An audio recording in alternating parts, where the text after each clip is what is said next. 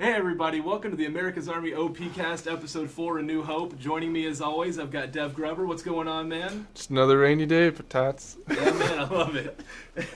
And joining us once again, we've got the wonderful, the amazing Dev Doc. How's it going? That was Infamous, fun. even. Infamous? Yeah. I dare say. Yeah. Unenviable. Now let's just go right into it, guys. Last time we had to stop a little early.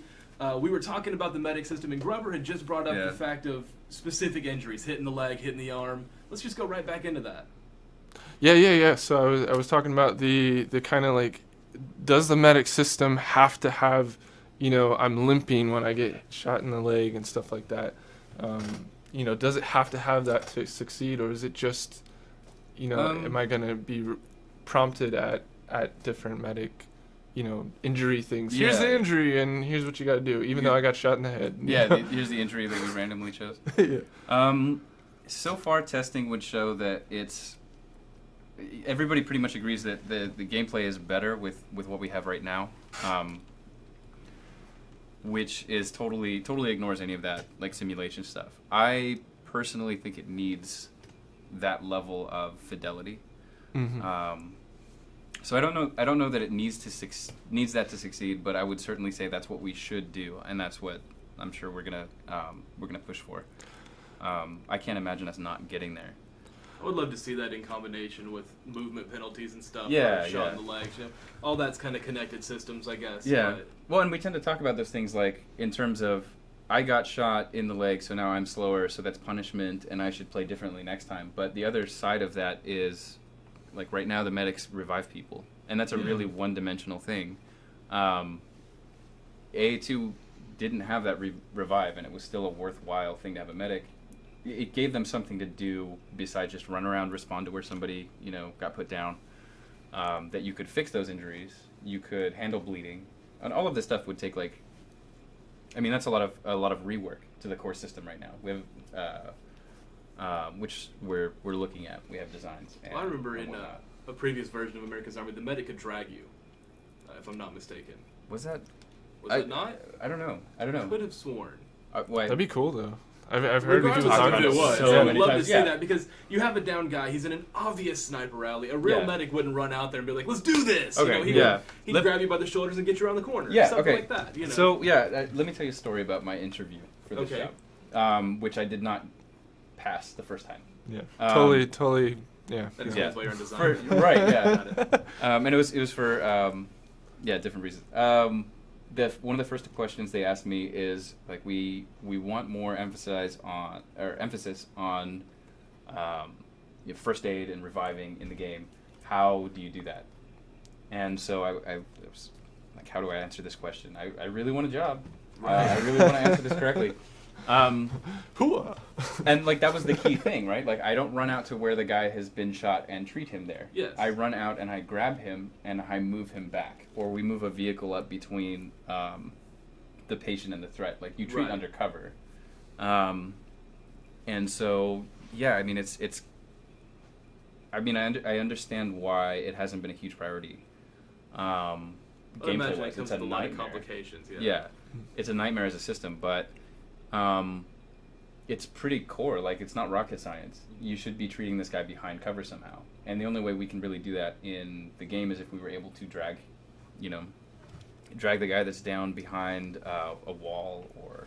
currently our best option is pop smoke and try to get out there and get him back out. Yeah. That's kind of all you can do, with the current system. I'm sorry to derail a little bit, but I just had the really awesome thought of watching I'm thinking like Halo, and that lockdown, just jump out there, somebody lockdowns, and then you revive them.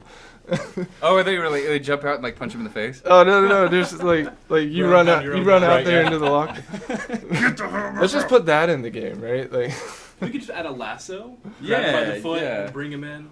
But it's interesting because right now the only without moving a vehicle or something like that, the only cover you have is to throw out smoke, and that is just not an effective. Well, it certainly doesn't. That's it the pro deters, move right now, and it doesn't feel like smoke a pro doesn't stop move. bullets, Yeah. so that's kind of an issue. Yeah. Which could easily be fixed. Smoke. Yeah. That's why you're a programmer. Yeah. I mean, it's definitely something we need to look at. That would send the system over the top.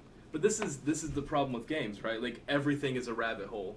Like we were talking recently on the forums with some betas, and we were talking about shotguns and distance. Yeah. And the thing came up of, well, if it hits your IBA, the plate's going to stop the shotgun. And I was like, well, sure, but it would also stop that M4 round you just fired. And they're like, well, yeah, but it's like the rabbit hole can just go and go and go. That comes up with like injuries too, right? Like, yeah.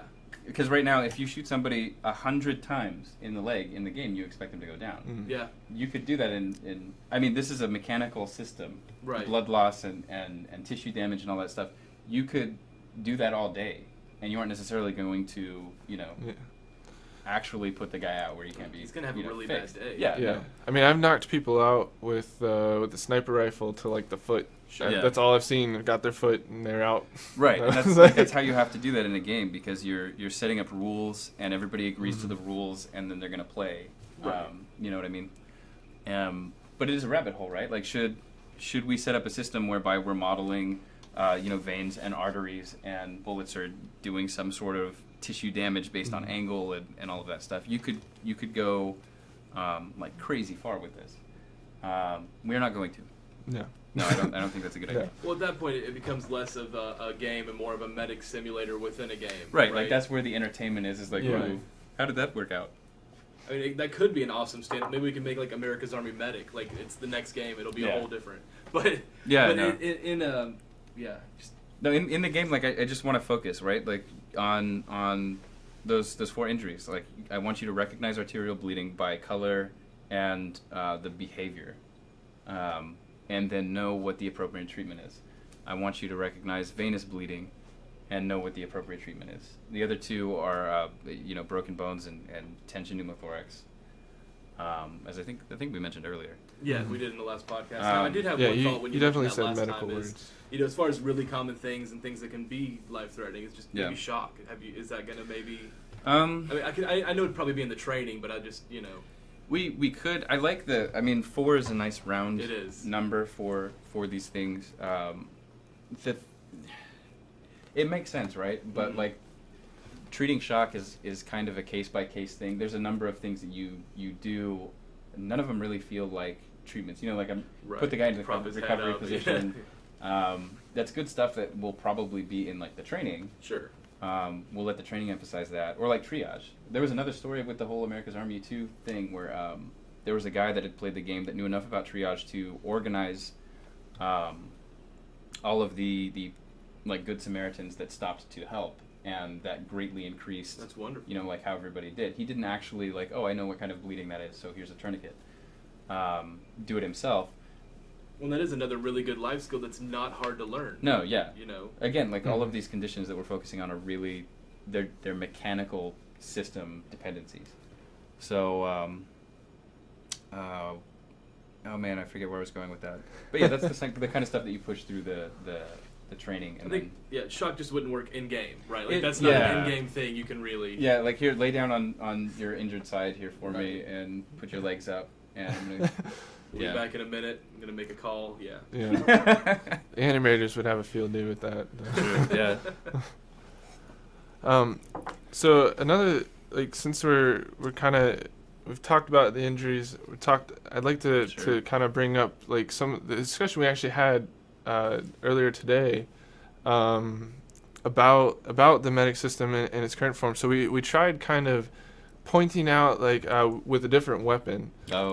We tried to kind of like point out like, okay, this is the medic, this is where they're at, just to see kind of what evolved gameplay wise. These are kind of just not things that we would ever put out, but just more just kind of a test to see how does that change the dynamic. If I just heard a medic firing over there.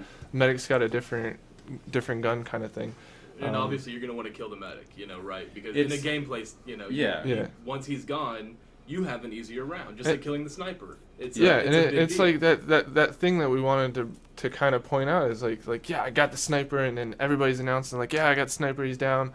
Now we were kind of saying like, do we want people saying like, I got the medic, hunt the medic down, hunt the medic and we win.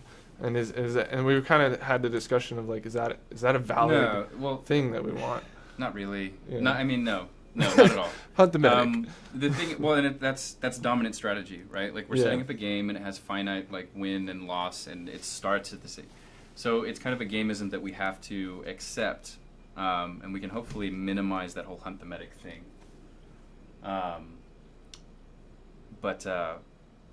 Yeah, it's okay. So medical personnel take something called the Hippocratic Oath, and how that translates to a combat environment is that if I've got two guys, two patients, the guy that was just shooting at me a second ago is worse off.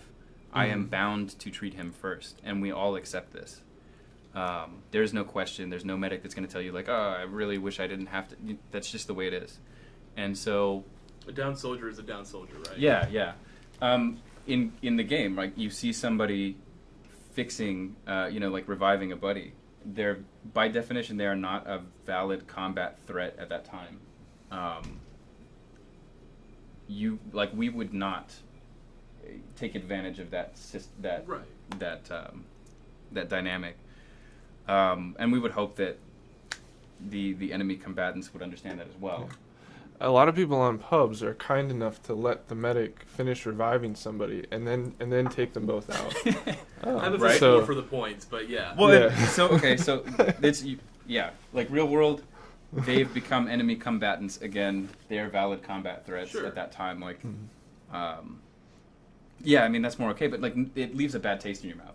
You know, Definitely. the guy that's running around fixing people. I really dislike being the phrase. I'm sure you dislike it even more than me. The phrasing of hunt the medic. That's Yeah. really in bad taste as far as that's not what you want. And, Right. And in my mind, at first I thought maybe we should differentiate on the enemy skin so you can tell which one's the enemy medic. And then at the same time, I was like, I feel like that's a bad idea because that plays more into hunt the medic, it's right? Hunt the like, medic. And That's kinda what we gameplay-wise, it saw makes in sense, the- yeah. That's kind of what we saw in the weapon trial too. It was Right. that Yeah. same just hunt the Now- medic and it didn't play out. And it wasn't as bad as I thought, and I think part of that was like what the team I was on this morning. We started switching weapons. Like the medic would drop his new weapon that we don't talk because about we have weapon drops and pickups. yeah. so we have weapons we don't talk about. Yeah. So the medic would drop his. I would drop mine. I was running an M4 with iron sights, and then he would run off with the M4, and I would distract or like do what I could with his weapon that we don't speak of. And so like that was nice though. There was an interesting decision to be made there. New stuff to try out and do, and Well, something else that'd be kind of hard to translate into game, I think. If you were actually treating a wounded guy, right? You wouldn't. Yeah. In a perfect scenario, it wouldn't be just you and it. You would have people pulling security. Yeah. I mean, you would not be running across the map to help this guy. Someone would come with you. They'd watch your six. You'd be working on this guy. They're protecting both of Yeah. you. It's a whole process, and how do we encourage that in the game, right? Like, take care of your medic. He's an It's- important asset, yeah. Which I guess it doesn't need too much enforcement because if your medic's gone, you're gone. But Yeah. it all kind of plays together. But yeah, it was brought up in our playtests. Like, what if I didn't take those medic slots and I filled it with rifleman or automatic or whatever other available slot that was there, and then what if I tried to just roll the other team before their medic could really do anything, and if that's a valid strategy, and I'm assuming that's something that we just don't really want to try to. We want you to play with medics. We don't want to force them down your throat, that's but we such a- want you to play with medics. It's such a tough thing though, as like Yeah. designers, right? Because like we've got a message that we're trying to work with here. We've made a pact by calling the game America's Army, and when you see it, you download it, you're expecting certain things. But at the same time, as a game designer, I think it's more interesting when your team can make some of those choices and change up how they're going to approach something. That's true. You don't want to run into the scenarios though where they're actually like there is like a way to do it, and all the comp teams, all the pro pub clans, that's the way they do it, and that's the only way that it seems to work. It's called like dominant strategy, Yeah. and game designers are incredibly averse to it because when you have a dominant strategy, you no longer have a game. There's no decision to make. Yep. There's go with the dominant strategy or lose. Look at the most thriving games, and they're typically the ones with the most evolved and interesting meta, right? Like that is what makes it. And you remove all that choice, it becomes stale. It does. Yeah. But like you said, there are certain expectations that we should really keep in mind, and that our players have to keep in mind. That this is not just a Twitch shooter, game. This is this is the Army, and Yeah. while it's not the real Army, you know, it's there to help you understand how a soldier feels, how you work as a unit, you know, all those Army values and everything you're taught, you know, throughout your time in the military. Yeah. And you can't just ignore all of that just for the sake of gameplay either. If there's one thing I want, it's training. But if there's two, it's more training and more meta. Yes. Counter-Strike achieves this with the you're buying weapons, right? Right. So you're exponentially multiplying the number of possible outcomes between two teams, changing up strategies between rounds, and also saving up money and then spending that money on different weapons, and then how all of that plays out. There's and in a our ton. own way, the role building can be changed in between rounds for its own version of a meta. Yeah. And there are other systems that we're talking about internally that we're not going to talk about today that will also increase that. There's a lot of interesting things in the pipeline. We'll open that door later. Yes. That door will remain closed for now. You know, it just some things need to stay behind doors. You know? Yeah. Well, you know, it would be nice if you could kick that door open, though. Yeah. Like, really blow it up. Well, sometimes I try to go through a door. I have something in my hand. I can't get through the door. It's all very confusing. You gotta try and just crack the door a little bit. This is just stupid. Sometimes opportunity I'm gonna go knocks take a on Oh the door. no! No. Oh, okay. I'm a little That late was to too that much. party. Okay. Good program. Guys, we really appreciate everyone coming in again for another OPcast. Go ahead, get posting in the forums. We want to know kind of what you want to hear us talk about. You know, this is important to Yeah. remember. This is not an interview.